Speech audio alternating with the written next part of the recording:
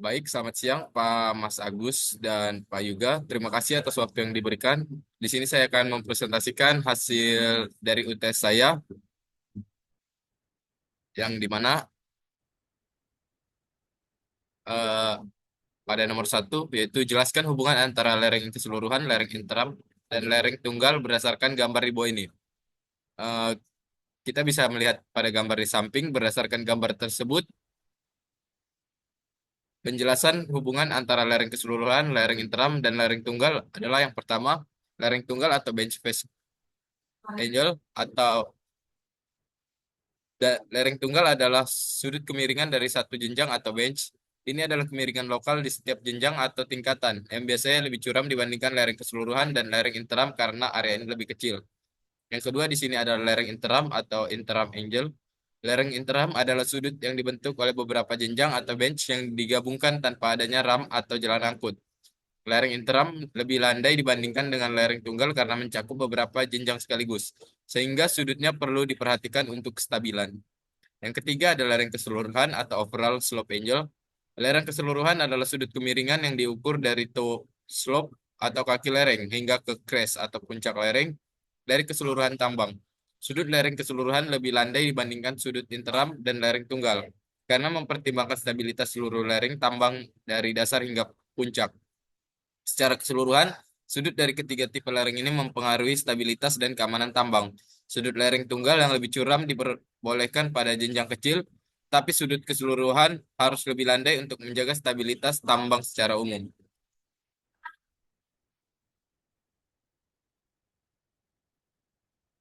Dan pada nomor yang kedua, di sini ada terdapat jelaskan yang saudara ketahui berkaitan dengan rekaman pemboran inti batuan. Rekaman pemboran inti batuan adalah catatan detail yang diperoleh dari hasil pengeboran inti atau core drilling dalam eksplorasi geoteknik dan geologi. Tujuannya adalah untuk mengidentifikasi karakteristik lapisan batuan bawah permukaan dan membantu analisis stabilitas lereng dan perencanaan tambang. Berikut adalah beberapa informasi penting dalam rekaman pemboran inti batuan. Yang pertama ada lokasi dan kedalaman yang mencakup titik lokasi pengeboran, elevasi, serta kedalaman setiap lapisan batuan yang berhasil diambil intinya. Hal ini penting untuk memetakan kondisi bawah permukaan dengan presisi. Yang kedua ada jenis batuan. Deskripsi dari jenis batuan yang ditemukan seperti batu pasir, serpih, atau batu kapur. Informasi ini mencakup identifikasi mineralogi serta struktur batuan seperti retakan, rekahan, atau perubahan tekstur. Yang ketiga ada rekaman core recovery. Persentase core yang berhasil diambil untuk selama pengeboran. Nilai ini menunjukkan kualitas core yang didapatkan. Core dengan persentase tinggi menunjukkan batuan yang relatif solid. Baik, selanjutnya ada yang keempat, ada sifat diskontinuitas. Mengidentifikasi adanya diskontinuitas seperti patahan, rekahan, atau lipatan yang dapat mempengaruhi kestabilan lereng. Diskontinuitas ini bisa menentukan kelemahan dalam masa batuan yang perlu diperhatikan dalam desain tambang. Yang kelima ada parameter teknis, termasuk nilai RQD atau Rock Quality Designation yang menunjukkan kualitas dan kestabilan batuan, serta pengujian kekuatan batuan, misalnya UCS atau Uniaxial Compressive Strength, untuk mengetahui daya dukung batuan. Yang keenam ada foto inti batuan, foto dari core yang diambil yang memberikan gambaran visual langsung dari kondisi fisik batuan. Rekaman ini sangat penting dalam perencanaan tambang dan desain lereng karena membantu dalam mengidentifikasi potensi masalah geoteknik dan merancang langkah mitigasi sebelum kegiatan penambangan dimulai. Baik, yang selanjutnya ada di nomor 2 yang B ada jelaskan jenis-jenis potensi longsoran pada tambang terbuka. Di sini saya akan menjelaskan pada tambang terbuka, potensi longsoran dapat terjadi dalam beberapa jenis utama, tergantung pada kondisi geologi, geometri lereng, dan faktor lingkungan. Berikut adalah beberapa jenis potensi longsor yang umumnya pada tambang terbuka. Yang pertama ada longsoran runtuhan atau rockfall, terjadi ketika blok batuan atau material berukuran kecil lepas dari lereng dan jatuh bebas. Ini biasanya disebabkan oleh pelapukan atau retakan pada batuan. Longsoran jenis ini sering terjadi pada lereng yang curam dengan diskontinuitas yang terbuka dan berbahaya untuk pekerja serta infrastruktur di bawahnya. Yang kedua ada longsoran translasi atau translation slide. Jenis longsoran ini melibatkan pergerakan massa batuan atau tanah sepanjang bidang diskontinuitas seperti rekahan atau patahan yang berarah sejajar dengan lereng. Longsor translasi biasanya terjadi pada lereng dengan struktur diskontinuitas yang lemah seperti bidang sesar atau lapisan batuan yang kurang stabil.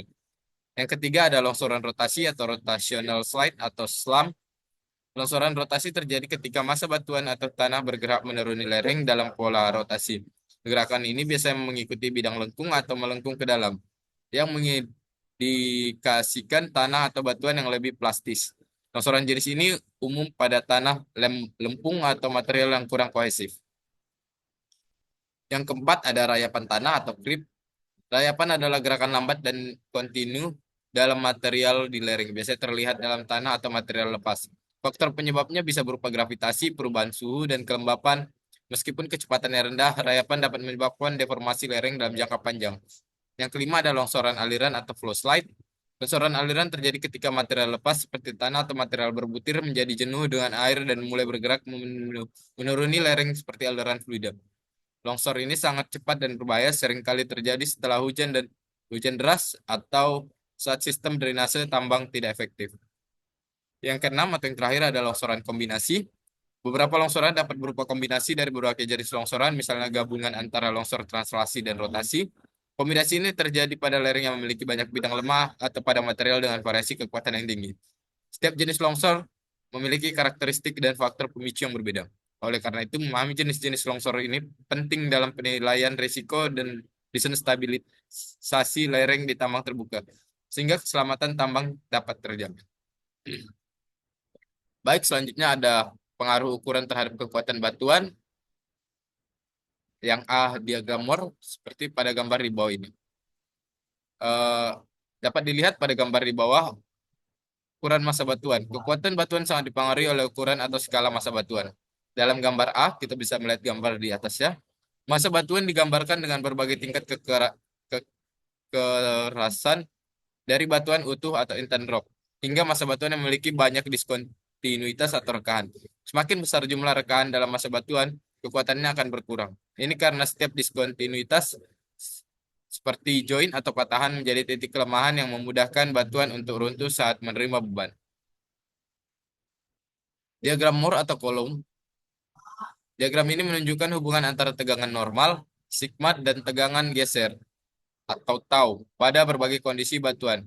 Dapat dilihat rumusnya pada gambar di bawah ini, di mana C adalah kohesi batuan atau kemampuan material untuk saling merekat, P adalah sudut gerakan gesek dalam atau internal friction angle. Pada batuan utuh, nilai kohesi dan sudut gesek dalam tinggi, menghasilkan kekuatan geser yang besar, namun pada massa batuan yang memiliki banyak rekahan, kohesi berkurang, mengakibatkan kekuatan gesernya juga lebih rendah.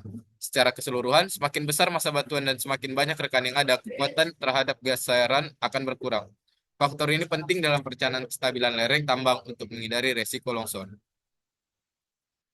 Di sini pada nomor 4 menjelaskan gambar di bawah ini. Yang pertama ada hubungan faktor geologi dan air tanah pada lereng. Dapat dilihat pada gambar di samping. Gambar tersebut berisi ilustrasi tentang hubungan antara faktor geologi dan air pada tanah lereng. Berikut penjelasan masing-masing subgambar. Yang pertama pada gambar A, yang terdapat pada gambar di samping, struktur geologi dengan rekahan dan patahan. Air tanah mengalir melalui retakan dan patahan di batuan. Retakan atau fraktur memfasilitasi infiltrasi air lebih dalam, mempengaruhi kestabilan lereng, dan meningkatkan risiko longsor jika air tersimpan di area tertentu. Yang kedua, gambar B yang terdapat pada gambar di samping, batuan berpori batuan berjoin atau rekahan. Batuan berpori atau porous rock, air meresap secara merata melalui pori-pori, meningkatkan kelembapan lereng secara menyeluruh. Batuan berjoin yaitu rekahan memungkinkan jalur aliran air tertentu, mempercepat infiltrasi lokal, dan dapat melemahkan struktur lereng di sekitar rekahan. Di sini pada gambar C, yang dapat dilihat pada gambar di samping, patahan dengan konduktivitas rendah dan tinggi. Patahan dengan konduktivitas rendah, yaitu air sulit mengalir karena patahan kurang permeabel, sehingga lebih sedikit air yang masuk. Ini bisa menimbulkan zona kering di beberapa bagian lereng. Selanjutnya, patahan dengan konduktivitas tinggi, air dengan mudah mengalir melalui patahan, berpotensi menambah tekanan air pori dan menyebabkan ketidakstabilan lereng. Maka secara keseluruhan, hubungan antara air tanah dan faktor geologi ini penting dalam analisis kestabilan lereng. Karena variasi dalam jenis batuan, rekahan, dan patahan dapat mempengaruhi aliran air, yang berimplikasi pada potensi longsor atau deformasi tanah. Baik, selanjutnya pada nomor 4 bagian B ada longsoran busur. Pada gambar di atas menggambarkan longsoran busur dengan berbagai kondisi aliran air tanah dan penampang lereng. Berikut penjelasannya. Yang pertama ada fully drained slope atau lereng terkuras penuh. Pada chart 1, air telah mengalir keluar dari lereng sehingga lereng berada dalam kondisi kering. Dan resiko longsoran lebih rendah karena tidak ada tekanan air pori yang menambah ketidakstabilan lereng. Yang kedua, surface water at slope height behind to of slope atau air permukaan pada ketinggian lereng di belakang kaki lereng. Dapat dilihat pada chart nomor 2 dan 3. Air permukaan terakumulasi pada bagian belakang kaki lereng, meningkatkan potensi tekanan air pori di area ini. Tekanan air pada bagian bawah lereng atau kaki bisa memicu pergerakan tanah jika material di area tersebut menjadi jenuh. Yang ketiga ada surface water, 2 kali slope height behind top of slope atau air permukaan setinggi 2 kali lereng di belakang puncak lereng. Dapat dilihat pada chart nomor 4, di mana kondisi ini menggambarkan adanya akumulasi air di area belakang puncak lereng dengan ketinggian air yang signifikan. Dan air yang tertahan di puncak meningkatkan tekanan pada zona geser, membuat lereng lebih rentan terhadap longsor busur. Yang keempat ada saturate slope subject to heavy surface recharge, yaitu lereng jenuh dengan pengisian permukaan berat yang dapat dilihat pada chart nomor 5 di atas, yaitu lereng sepenuhnya jenuh akibat pengisian air permukaan yang besar. Dan kondisi ini adalah yang paling kritis karena air jenuh dalam tanah menghasilkan tekanan air pori yang tinggi, mengurangi kohesi dan gesekan internal tanah, sehingga sangat meningkatkan risiko longsor. Maka kesimpulannya adalah longsoran busur adalah tipe longsoran yang mengikuti jalur melengkung atau cekung dengan pola geseran melingkar. Dan kondisi aliran air dan kejenuhan tanah berperan besar dalam menentukan stabilitas lereng.